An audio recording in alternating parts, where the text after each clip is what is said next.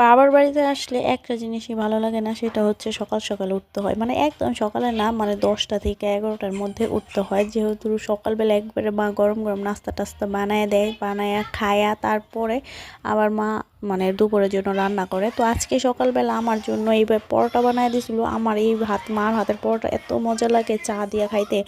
তো পরোটা খাইছি, আর আমার জামাইয়ের জন্য আবার অল্প ভাত রান্না করছে, সাথে মাছ ভাইজা দিচ্ছে। আর কালকে রাতের মানে কালকের যে মুরগির তরকারি ছিল সেটা দিলাম, যে কারণ আমার জামাই আজকে চলে যাবো, আজকে শনিবার। এটা হচ্ছে মানে শনিবারের ভিডিও, আর অনেক দিন আগের। আমার জামাই এনে খাইতেছে, আর আমার ছেলের আবার মালটা রস করে দিছে ওর নানি, কারণ ওর আবার 2 দিন ধরে একটু পটি শক্ত হইতেছে। তো বাবা আবার মালটা নিয়ে আসছে, যে প্রতিদিন মালটা খাইলে আবার পেটটা নরম হইব।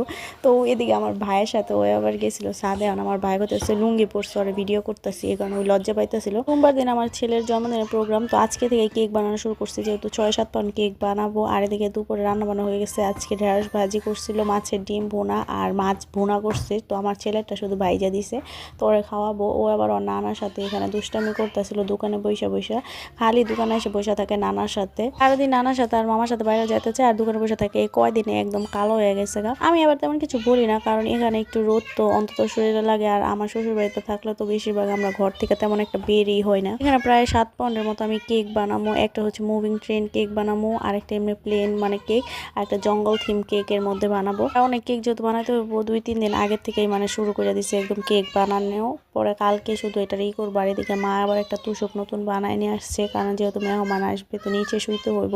কেক বানাইতে বানাইতে একদম আমার সন্ধ্যা হয়ে গেছে। পরে ভাত খাইছি, গোসল টোসল করে একবার পরে গোসল করছি। আর এখানে আমার ভাই আবার সমোসা নিয়ে আসছিল, পরে চা খাইলাম, কেক খাইলাম, এগুলো নাস্তা নাস্তা করতেছিলাম।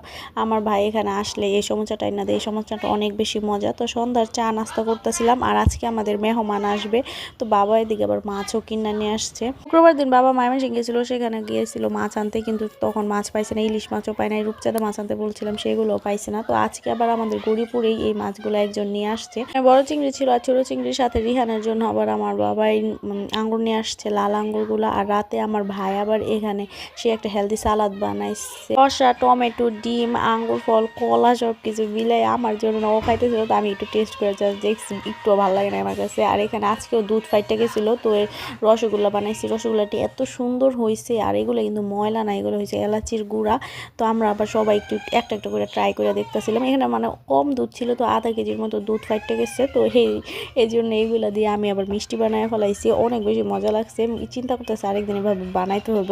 আর রাতে মা এখানে ওই যে আমার মার খালারা আসবে, তারা আবার চুক্কা পছন্দ করে, তো তাহলে চুক্কা রান্না করতেছিল। জলপাই দিয়ে চুক্কাটা রান্না করে, এটা অনেক বেশি মজা লাগে। আমি